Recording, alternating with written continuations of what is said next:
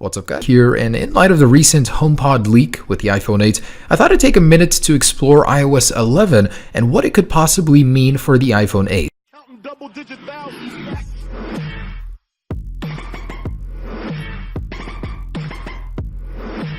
And yes, put on your tinfoil hats for this because there's a lot of speculation here, but it's hard to deny that there are a lot of hints and coincidences that line up perfectly with a lot of features we've heard about the iPhone 8. So here are 15 plus things iOS 11 may hint at with the iPhone 8. So starting with the lock screen, Apple combined the notification page with the lock screen, saving you one swipe down from the top. On the iPhone 8, it's going to be a little difficult because it is a longer display in general, so they're saving you the finger cramps from having to slide up from the very top. Now you can actually get the lock screen to glitch into a landscape orientation, and it's not any glitch, it actually works quite well. It's like it was meant to be. In my personal opinion, I think the iPhone 8 will get a dock mode very similar to the Apple Watch, and with an organic LED display, it'll be very useful. You set it on your nightstand and you get the current time, some notifications as well. In iOS 11 Beta 4, there is a new splash screen for Touch ID when opening up a notification from the lock screen. This could signify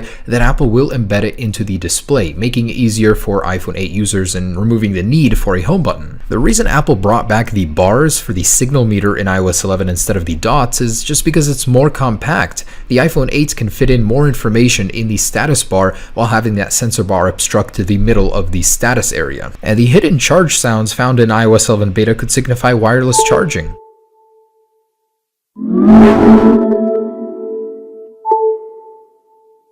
The removal of the side 3D touch gesture to open up the app switcher was confirmed to be a deliberate move on Apple's part, and this could be because the iPhone 8 is using a new screen technology, making this impossible because of the embedded fingerprint sensor. And of course, Apple would want to keep all of the features uniform across all devices, so they remove it for everybody. Funny thing about Apple removing the dock labels in iOS 11, there was a glitch to make that happen earlier, and Apple quickly patched it, but when it suits their needs for the iPhone 8, they do remove it. This could actually mean that the dock blends better with the function area on the iPhone 8. All throughout iOS 11, you'll notice that the titles are bolder, they're more striking, more visible. This could be because the iPhone 8 is getting a larger display, the simplest answer I can think of, or could be just a coincidence. And if you look closer at those stock apps, you'll notice that the interface in general has shifted down by a certain amount. Now, why could this be? Because of the sensor bar. There is a perfect cutout in most areas where that sensor bar can be perfectly implemented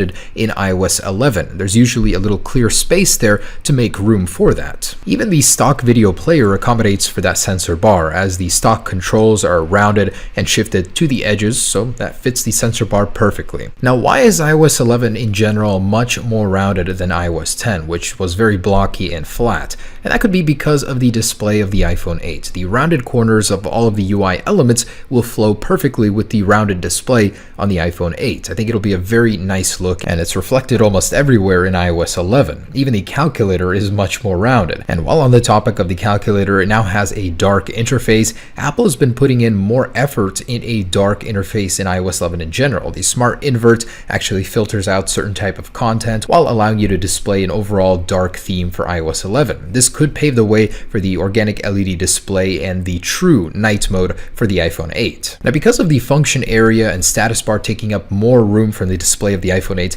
Apple went out and made interactive headers in most of their stock applications. They hide as soon as you scroll up, giving you much more room to interact with your content. The iPhone 8 will benefit the most from this, I think. And iMessage could possibly be a hint at what's to come for the function area of the iPhone 8, an interactive bottom row that could change and shift with whichever application you're using, and the app drawer over here for the iMessage section perfectly reflects that. The new scrolling behavior in iOS 11 is fantastic. It's even throughout the system, but I personally think that the iPhone 8 stands to benefit the most from this. As Bloomberg has reported, it will be getting the ProMotion display 120Hz from the iPad. Just imagine how smooth and awesome it'll be on the iPhone 8. And a very small detail I caught in iOS 11 Beta 4, in most areas where you can scroll in iOS 11, there is an extended gap on the bottom portion of the display. Easy explanation is that it will accommodate the function area, giving you more room for your content. Even the splash screen when when getting a new application you haven't before accommodates that Touch ID logo, making it easier than ever to buy something without removing your finger from the display. The new one-handed keyboard could be because the display on the iPhone 8 is going to be larger,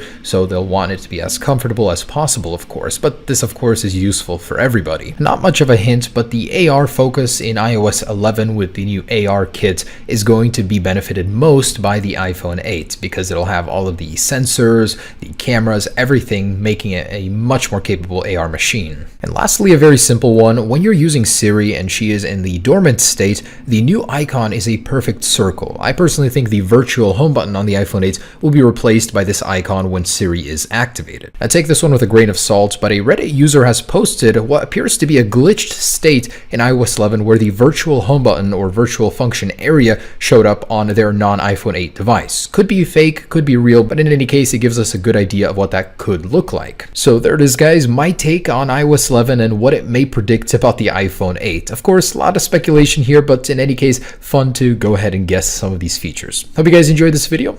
Peace.